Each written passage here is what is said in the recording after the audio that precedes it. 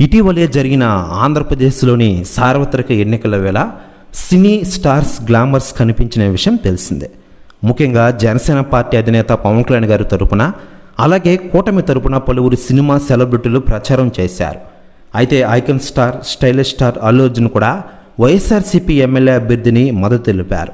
అల్లు అర్జున్ నంద్యాలలో సందడి చేశారు. ఎన్నికల సమయంలో తన మిత్రుడి విజయం కోసం ప్రచారం చేయడానికి బన్నీ నంద్యాల వెళ్లిన విషయం తెలిసిందే. వైఎస్ఆర్ కాంగ్రెస్ పార్టీ నుంచి నంద్యాల నియోజకవర్గంలో ఎన్నికల బరిలో ఉన్న శిల్పా రవిచంద్రారెడ్డి కోసం ప్రచారం చేయడానికి అల్లు అర్జున్ వెళ్ళిన విషయం మనకందరికీ తెలిసిందే. అప్పటి నుంచి అల్లు అర్జున్ గురించి తెగ న్యూస్ వైరల్ అవుతున్న విషయం తెలిసిందే.